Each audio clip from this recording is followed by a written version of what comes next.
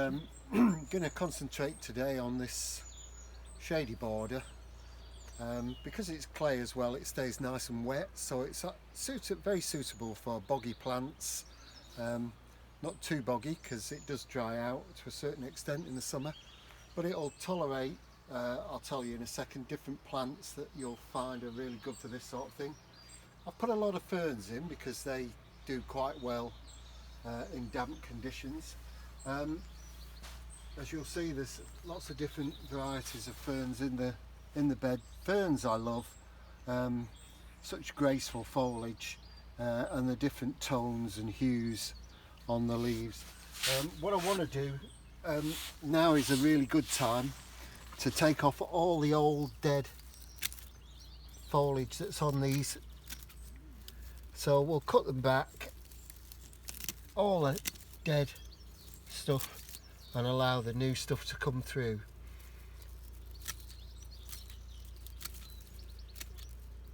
That's it. And then that will make it, just allow all this new stuff to come out and make it look good.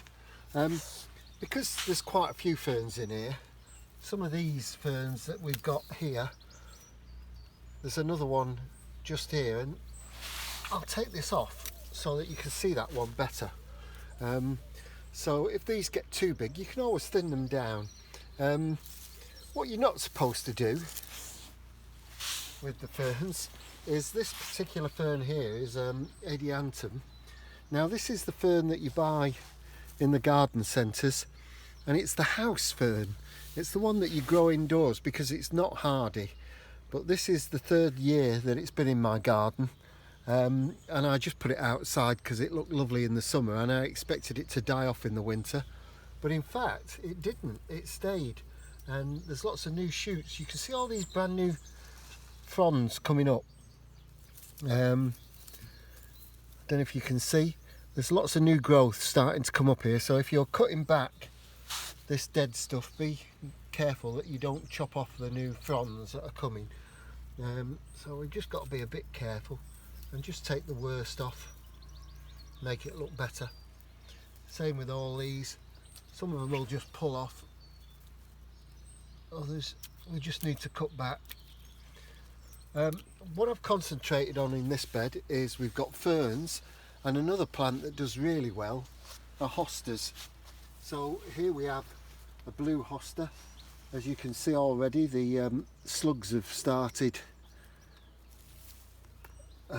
attacking the hostas. You have to be very careful with hostas, otherwise they'll look like they've been shot with a shotgun, and they'll have peppered holes everywhere. There's a lot of rubbish in the bed as well that I want to clear out. Ivy coming in from next door, and a lot of brambles starting to come up. This bed was full originally. I put a lot of mint in, but mint will grow everywhere, and since then I've taken quite a bit out and I've put it behind in a container to contain it so it doesn't go rampant. So I need to cut that back. Hydrangeas do quite well on beds like this.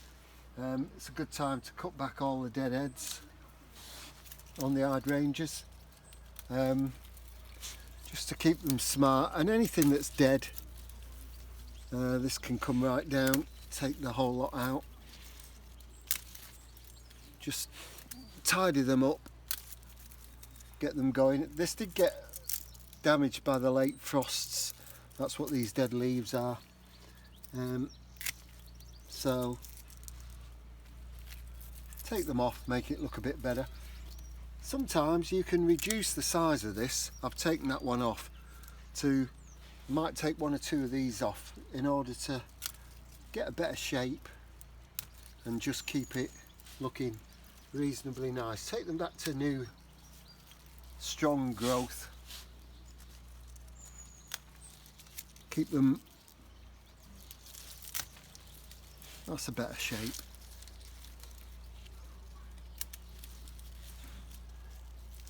So we'll do that. Most of I've got some daffodils and things in here that I want to leave for now. We'll wait for them just to die back naturally. Another fern there that wants doing.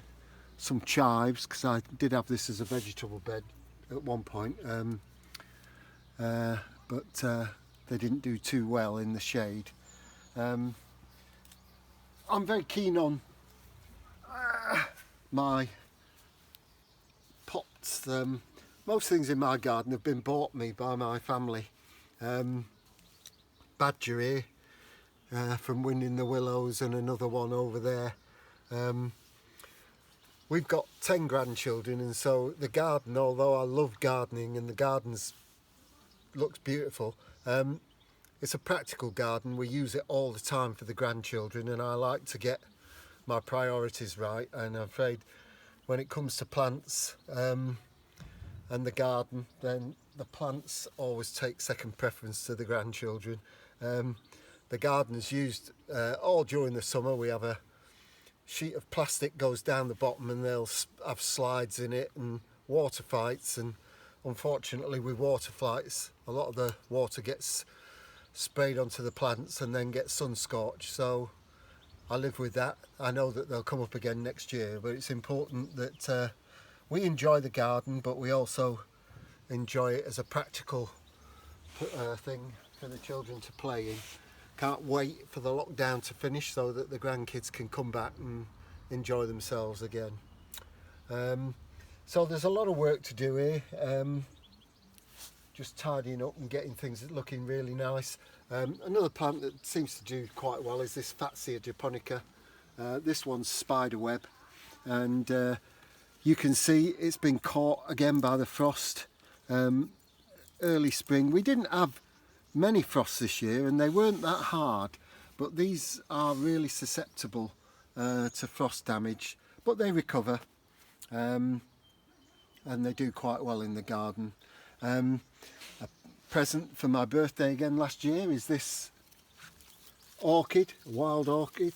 This was beautiful in the spring, but we'll see how it does. It's supposed to do quite well on this type of soil, and but it doesn't look too healthy at the moment. It's obviously been attacked quite a bit by the slugs. So I'm just raking up all the old dead leaves and tidying the bed up, and that will go back in when I've finished, when I've put the bird stand back in.